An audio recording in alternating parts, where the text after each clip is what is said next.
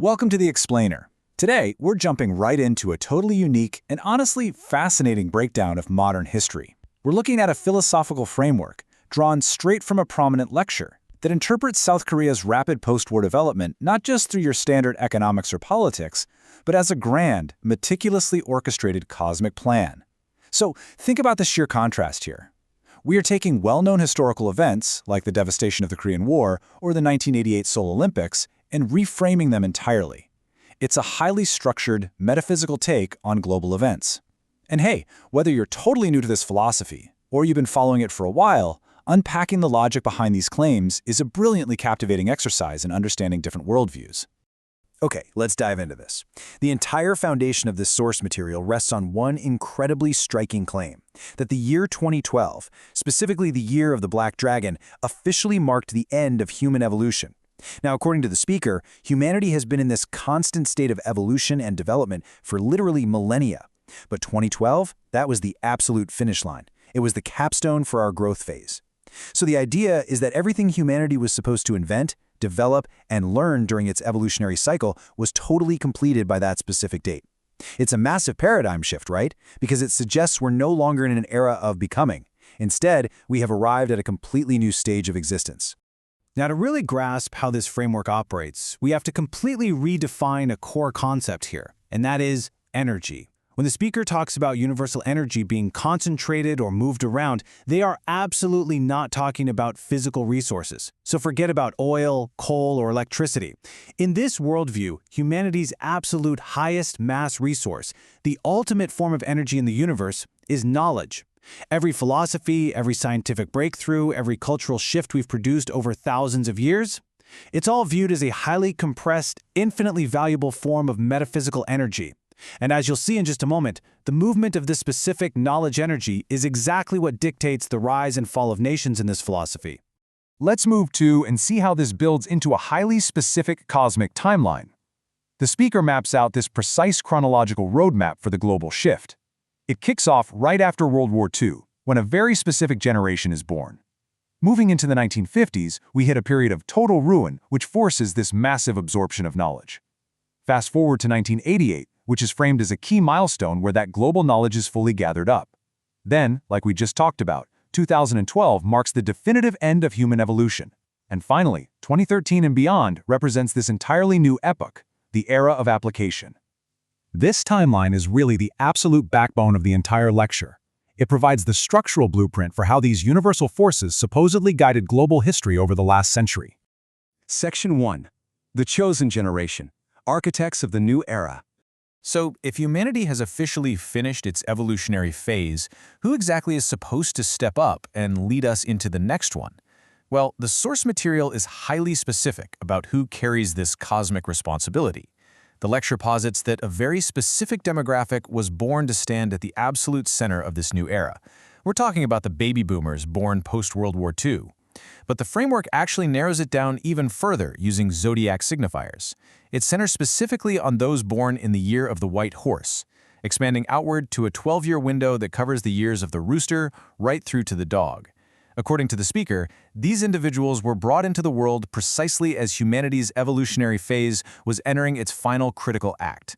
They are positioned as the ones literally destined to absorb all of humanity's accumulated knowledge and eventually organize it. So they aren't just a demographic cohort. In this view, they're a metaphysically designated generation. Section 2. Breaking the Pride, the Cosmic Problem and Solution. Now we arrive at one of the most intense, provocative interpretations in the lecture. How exactly did this cosmic plan ensure that South Korea would actually absorb all this global knowledge? The answer, according to the speaker, lies in necessary tragedy. The framework points to a very specific national characteristic of the Korean people, this immensely stubborn historical pride. The speaker notes that this was a culture that would, quite literally, rather die than beg. It was a nation that historically kept its doors tightly closed to outside influence and absolutely refused to bow its head or ask anyone for help. But, in a metaphysical sense, this immense pride was actually a massive roadblock. Think about it. If the cosmic plan required this nation to absorb the entirety of global knowledge, their stubborn refusal to open up was a huge problem. So, according to the lecture, the universe had to deploy a severe, devastating mechanism to completely break that pride. And this brilliantly illustrates how the source material reframes the absolute devastation of the Korean War. The extreme ruin wasn't just a geopolitical tragedy, it was a cosmic necessity to force the nation to finally open its hands to the outside world.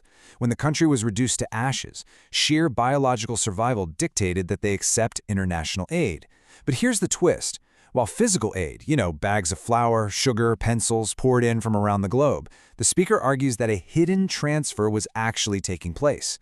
With every single bag of flour came foreign ideologies. With every shipment of supplies came new philosophies and global knowledge. The physical aid was essentially a Trojan horse for metaphysical energy.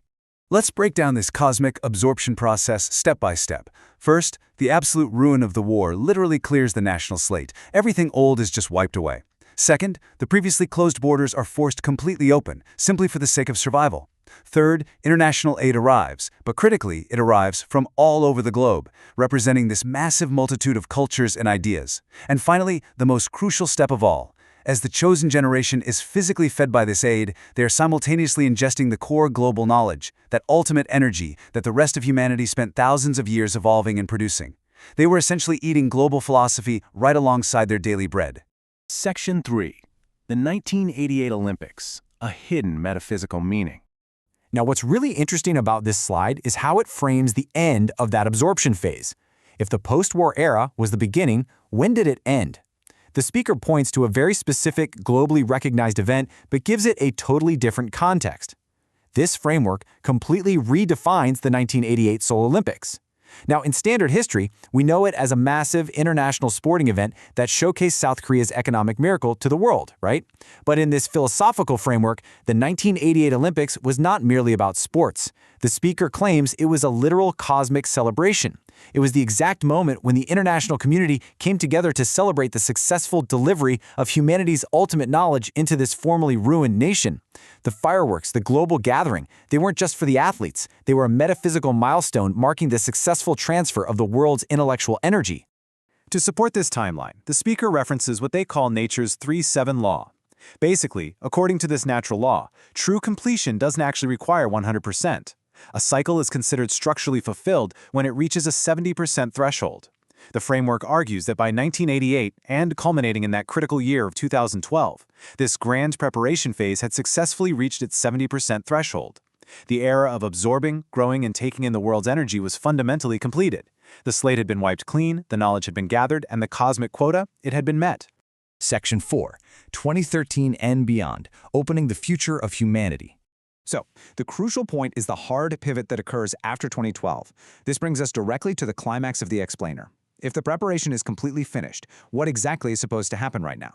Well, the pre-2012 era was entirely about taking. It was about absorbing global knowledge, receiving that international aid, and fueling rapid internal growth. But the post-2012 era, the era we are supposedly in right now, is strictly about applying that gathered knowledge. The speaker emphasizes that humanity has stopped evolving its raw knowledge base. The tools are fully built, therefore, the singular focus for this prepared generation is to shift from absorbing to acting. They need to utilize everything they've taken in to actively lead and shape the future of humanity. This translates into what the framework considers the ultimate calling. The generation that was raised on the metaphysical energy of the entire world must now recognize their debt. They have to shift completely from absorbing to applying. In this view, they are metaphysically obligated to repay humanity for the immense energy and knowledge they received during their period of ruin and recovery. The lecture states very clearly that, until now, this group has done nothing for humanity at large. Their ultimate calling is to finally step up, utilize the compressed global knowledge they hold, and forge entirely new paths for the global community. Which leaves us with a really profound final thought. If we view history through this specific lens, where a nation's absolute lowest point was actually designed to gather the world's greatest intellectual energy, the responsibility placed on the present is just staggering. The era of preparation is over. The era of action is here. So how will this deeply accumulated knowledge actually be used to pave a new path for humanity? Whether you view this as a literal cosmic blueprint or just a really fascinating philosophical metaphor for societal responsibility, it completely changes how we look at history, growth, and our duty to the world. Thank you so much for joining me on this explainer, and I really hope this leaves you with plenty to think about.